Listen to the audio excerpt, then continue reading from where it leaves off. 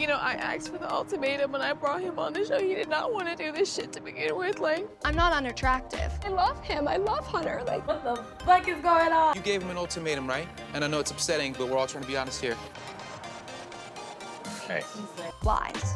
Lip service. Bullshit. Everyone involved needs to be put behind bars. I thought I was like really in control of this situation, and I had this idea that like honestly this was gonna be about like making. Hi Saints, welcome back to my channel. For today's video, we're taking a look at the ultimatum. I watched that shit last night and it does not feel real. There's no way the show is real. I feel like the producers, everyone who's involved in conceptualizing, making, producing, writing, editing, even just partaking in the show itself, need to be put behind bars, because this was the most chaotic, wildest social experiment / reality TV show I've ever seen in my entire life. Guys, I only made it up to episode 3 and I was like, oh my god, I have to talk about this. I'm going to explain what this show is, give you guys a quick rundown of what's been going on so far in these past 3 episodes, and kind of talk a little bit about the characters. I want to treat these characters like they're characters in a movie or something, because this is this is wild. First of all, let's just say this show was made by the same couple who made Love is Blind, Nick and Vanessa Lachey. These two, there needs to be like a documentary, a film, something about these two, because the amount of chaos they have managed to cause in such a short span of time. Not only are these two the messiest people on earth for some of the stuff they put these couples through, but also they try to play it off like they're actually trying to help these couples find love. They're like, yes, I too went through an ultimatum myself. At one point in our relationship, it was very rocky. We had to break up, and it took seeing other people for us to realize that we belong with each other and no one else. And I was just like, oh my god. Brilliant. Fucking brilliant. Talented, brilliant, incredible, amazing, show-stopping, spectacular, never the same, totally unique, completely not ever been done before, unafraid to reference or not reference, put it in a blender, shit on it, vomit on it, eat it, give birth to it. If you don't know, The Ultimatum is a reality TV show / social experiment on Netflix. And basically 6 couples go into the show and they've each issued their significant other an ultimatum. The ultimatum is either you go on this trial marriage with someone else, see how it is, and then go through that same experience with the original couple that you came in with.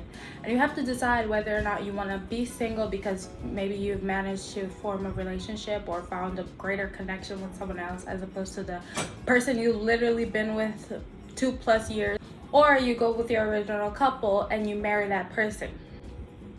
It's messy on itself, because first of all, you don't want to be married because a person went into another relationship, figured out that they're willing to tolerate the stuff that they don't like about you because they found that it's even worse than someone else. Like, you don't want to be in a relationship because a person can't find anyone better than you. You want to be in a relationship, you want to get married because a person genuinely just can't imagine their lives without you.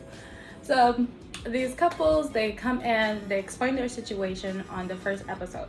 And can I just say, a lot of the rationales that they have for why they didn't want to get married make perfect sense. Like, these are big deals that don't have anything to do with maybe if you go with someone else, maybe if you explore being single for a while, it's gonna help the relationship. No, I had to put my hair up because I'm getting hot, and it's just like, how is this thing real? A lot of the reasons why these people didn't want to get married, these people who were issued ultimatums, made so much sense to me. Either it's because of financial situations. They want to be well off before they're able to go into a relationship. And mind you, most of these people are 25 and under. They're very young, yet being married seemed to be their ultimate goal in life. And I'm just like, anyways, they either want to wait until they're more financially stable, they don't want to have kids, which is a huge thing, or they just genuinely want to marry that person just later on in the future. The way they managed to spin this as the most chaotic, dramatic thing, these characters come in and off the bat is just straight chaos. Like, you can already see the red flags in every single person's relationship. You know in the back of your head that half of these people are going to break up. That's the impression I got just based off the first introduction. So they come in, introduced into the show, what the show is about, and then they get a couple days to start basically acclimating with the other couples in order to see and start getting used to each other before they make a decision on who they're going to pick. Can I just say, this is basically just swinging. This is swinging with a budget and a camera crew, because what the fuck? Okay, let's get into the characters. The first original couple that we have are April and Jake. April is very young. She's a very emotional person. Jake doesn't want to get married yet because there's still things that he wants to explore. He does see it happening in the future. He just doesn't want to get married right now. And she's like, I'm ready. Like, put a ring on the finger. I'm ready right now. Jake is so funny to me because he goes from April and then he starts getting acclimated with this other girl, and the very first thing that they start saying about each other is basically making fun of their respective couples. All of a sudden, issues that he never found in the relationship before just magically appear. It reminds me of Love Island, because now when he tries to rationalize certain things that he does, or just how easy it is for him to all of a sudden want to be with someone else, he's basically like, oh, she never listened to me. Oh my god, what about what I want? What about what I need? I never once thought about that. But just by talking for 5 minutes, like literally for 5 minutes, just by talking with someone else for 5 minutes, all of a sudden he's realized that, oh shit, like there's better out there, and maybe all of a sudden there's issues in my relationship. Like, what? April is hilarious, especially on episode 3. This girl goes off on every single person involved at the table. She reads them to filth. She's like, you guys aren't here for the right reasons, because this shit is not happening the way it's supposed to. But more on that later. The next couple we have are Madeline and Colby. Madeline is a whore. Let's talk about it. Madeline has yet to even touch down. Like, it hasn't even been 10 minutes in the show, and you can already tell, one, Madeline absolutely hates Colby. I don't care what anybody says. She never liked him to begin with. Even outside of the show, they wouldn't have worked. Like, it just doesn't make sense to me. I genuinely feel like this girl abhors him. And two, Madeline is just horny. She just want to be single. Like, this girl is not ready for a relationship. And she makes that really clear. Like, while she's sitting there with her coupling, she's already expressing how she's already attracted to someone else. In that, like it hasn't even been 10 minutes. I think she came in the show with the excuse that, oh, finally I could be single. You know, give it a little trial run, see what's going on with other people. And Colby gave her the ultimatum because he's a very loving boy. He's a very, I'm ready to be in a relationship right now. You're the love of my life. Like, he said there was a spark as soon as he saw her, and she's just embodies everything he wants to be with. I'm just sitting there like, oh God. Ray and Zay are kind of hilarious. Ray is just, I don't know how exactly to describe her. I kind of appreciate her honesty. She's giving Zay the ultimatum, but it just doesn't make sense, because when Zay asks her, why are you giving me the ultimatum? How do you personally feel about me before we start going out there and being single? Which Zay, I really appreciate. He has such a kind heart. And she can't come up with a valid reason as to why she even likes him to begin with. And I think their relationship is more so very sexual than it is anything else. I don't think there's much emotional depth in their relationship, and I just don't know. Zay is making an effort for it to be like deeper, but like she can't even she's giving him the ultimatum, but she can't even come up with a reason why she loves him. It was very strange. Next we have Shanique and Randall.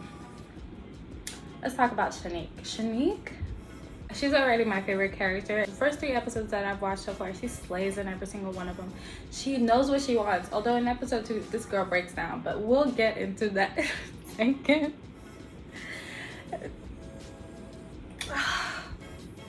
Nick and Vanessa Lachey need to be put behind fucking bars. Oh my God. Shanique gave Randall the ultimatum. She's fresh out of college. Like these people all have other things they could be doing instead of worrying about marriage. But she's ready to really settle down. Randall isn't quite sure if that's what he wants right now. He wants to be a little bit more stable and explore like just who he is before he starts getting in a committed relationship. Randall is interesting. He's like one of the girls' most popular choice in the show. So yeah, that's basically them. There's Alexis and Hunter. Oh my god, these two are the funniest fucking people on earth. Alexis is like, she's like a villain. Like she's the villain that knows she's a villain and is a villain. There's other like low-key villains throughout just the first 3 episodes alone. But this girl comes guns blazing. She gave him the ultimatum. She talks ish about him making less than her. Like every single one of these couples, they have deeper issues that this show isn't something that could possibly fix it. Anyway, the way she comes off when she's trying to explore her options with these other people is very strong. And then Hunter, I don't think Hunter knows what he wants. Hunter is just confused. Anyway, there's Lauren and Nate. Lauren is the one that don't got kids. Nate is a fucking psychopath. Nate is a fucking psychopath. And he wants children with her. That's why he gave her the ultimatum. But it seems like their issues are very deep. And by episode 3, the shit that goes down, you're gonna sit there and think to yourself, how is this show real? Like literally it feels like a glitch and the Matrix happened and we just got this show. Because I was like, what the fuck is going on? Those are the couples. After episode 1, their couples experience their last nights together. They say their goodbyes, and then episode 2 starts, and basically they're starting to go on dates. They're officially single. Their significant others are their exes. They go on these dates where they get to basically learn who they're interested in. And while going on these dates, their significant others are still around. So it's kind of weird because you get to see your ex, who's the love of your life, supposedly flirting on with someone else. The tensions are high. Alcohol is involved. Madeline just wants dick. I'm sorry, that's all she wants. Lauren just wants to be understood about not having kids. Colby is very sensitive, and at one point he just ends up bawling his eyes out. Oh my god, Alexis, this girl really likes Colby for some reason. Colby expresses the fact that he's unattracted to her, but for some reason that's all she wants is him. Turns her down multiple times. Like that shit was wild. And then episode 3 happens. Episode 3 is fucking hilarious. It's like I gotta break it down in 2 parts. Episode 3, they continue going on these dates. They get to know each other a little bit better. And then there's this one scene where Alexis is confronting Colby because he said he doesn't like her. And her feelings is hurt, and now she thinks he's rude. And then Colby is like, oh my god, I have to tell her no while the love of my life is in the corner of my eye. And then Alexis storms off and tells Madeline, who's sitting right there talking to her ex, basically tells her like, oh, you had reasons for having a red flag because he is a walking red flag, or because she said no. Handsome Squidward, I mean Alexis. It's crazy. And then Colby leaves and he just starts breaking down. He goes to the bathroom. This man is stressed. Oh my god, how is this fucking show real? This man is stressed as fuck, and he just goes to the bathroom and he starts bawling his eyes off, and then he comes out and he's like, oh my god, like she is still the love of my life. And I'm just like, okay. And then the scene that kills me is this last scene that happens in episode 3, where basically they all come to the table. The Lachey masterminds come in and they're basically going to choose who they're going to be in a coupling with. And the shit that goes down. And they start deciding who they want to be in a coupling with. 2 proposals happen at this table, y'all. Like 2 fucking proposals back to back. One, a proposal between Alexis and Hunter, because Alexis feels so hurt that Colby shut her down. She breaks down. She exposes him. She's like, oh, he's the worst person on the earth because he called me unattractive. He didn't even call her unattractive. He literally said he's not attracted to her. He didn't call her unattractive. And then she breaks down, and then her Hunter basically is like, oh my god, everything I wanted in other couples I see in her. And then he goes and he proposes to her. And then there's the other couple that's supposed to be like like what, Nate and Lauren or something like that. Colby is expressing how he likes Lauren and how he could see himself helping her get a child. Nate loses his fucking mind because he already got shut down by 2 people basically, because he had his eyes on 2 people. And then he told Madeline in the middle of them being at the table that he was gonna choose her, but as soon as he sees someone else expressing interest in his girl, he gets pissed off. He's a fucking psychopath.